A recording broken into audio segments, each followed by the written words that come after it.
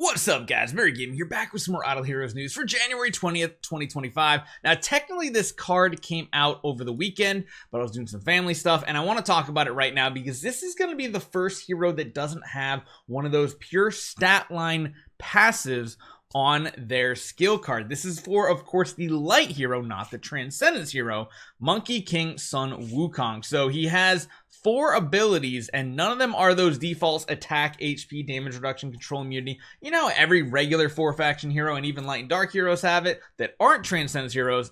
Well, this hero doesn't have it, and I don't know if that's a good thing or bad thing. First read through on this card, it doesn't sound like a very promising hero, but we might be missing something. So let's go over it. Let's see what this hero looks like. I don't know if I'm going to force this hero on a new account. We're going to have to see. Let's jump right into it.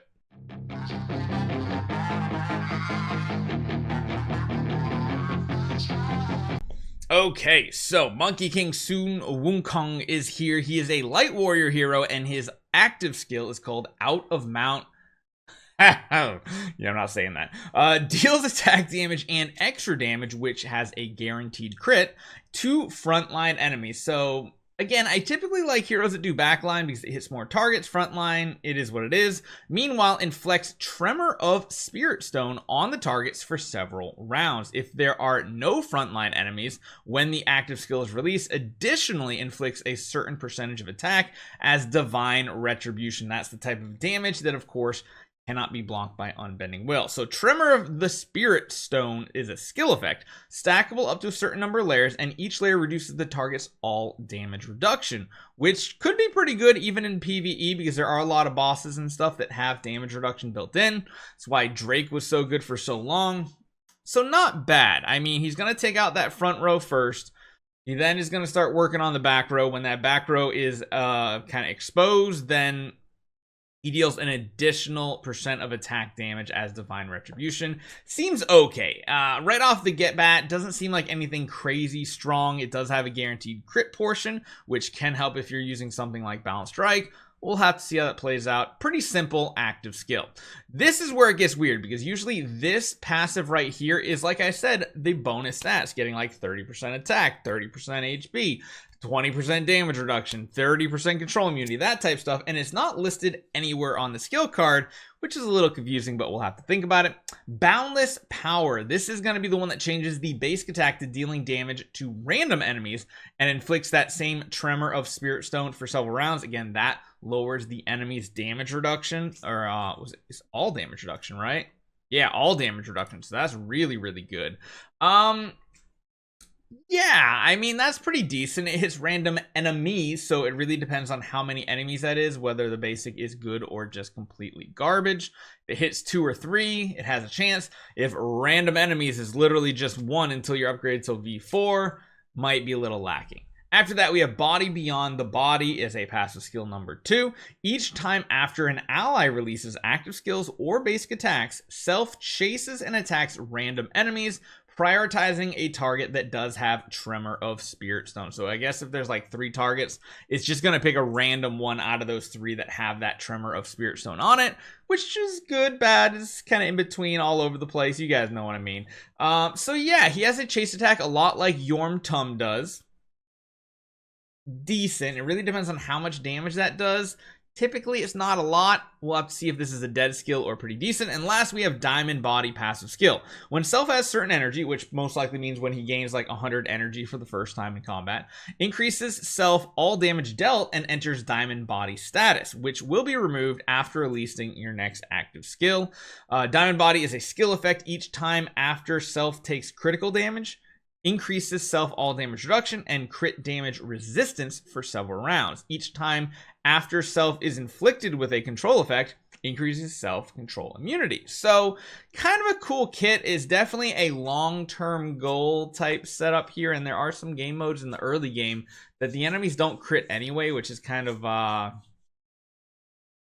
useless. Like if you're going for like sea lane 20, I don't think they can crit in the first 20 sea lands. I think that's just built in. They don't.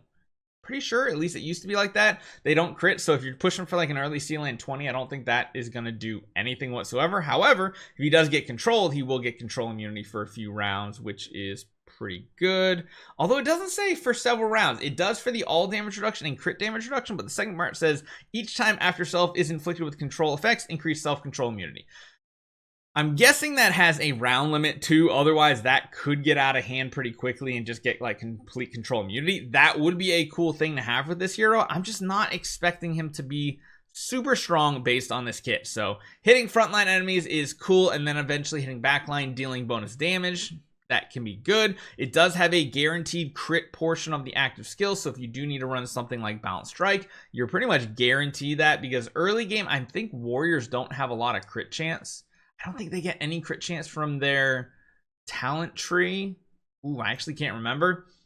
And then the fact he's not getting any type of stats like damage reduction or anything kind of makes me scared. Unless, again, it's just baked into the character by default. If it's already on the character, we'll check the character sheet and everything. Then that's cool. Otherwise, that's up in the air. Now, his tenants are not great. Sherlock, Saya, Melissa, Isla Mock, like they're not bad, but like you really don't want to build any of these in the early game. And I'm just thinking for, you know, I'm spitballing the idea of forcing him on a spender account as the first E5 and then turning him into a very quick transcendence. It's a possibility. I mean, with money, you can kind of make anything work in Idle Heroes. As a free-to-play, this is definitely a hero you don't want to touch. If you need a light hero, I'm thinking it's still going to be like a regular Vulcan, an Eos, Russell, something like that that's going to get you C-Land 20 done. And even then, they're not really great investments in the very early game. So he is going to be a warrior. Not sure how that's going to turn out. So I do stand corrected. Warriors actually do get 20% crit innately just from leveling up your guild tech. So that's not too bad. It does lower the overall, I guess you'd say, value of that guaranteed crit on the active skill.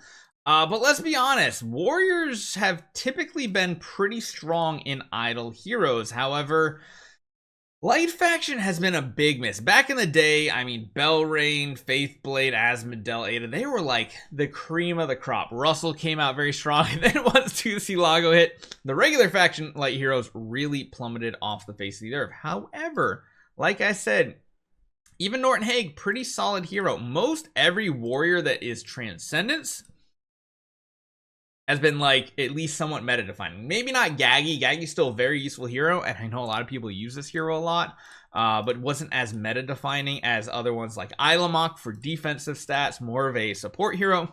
Vulcan, like the best AoE damage dealer in the game, up there with Star Swordsman Mockman. And I guess the Aspen, you know, just single-handedly the best single target damage dealer in the game. Asmodel is probably one of the weaker ones, but still has some uses in the early game. So I just I don't know how this is gonna go, especially for the light faction here. It's probably not gonna be a great hero, but does have potential to be good. So let me know what you guys think about this toolkit. We'll have to see what he looks like on Thursday. Hopefully you guys enjoy this one. I'll see you guys next time.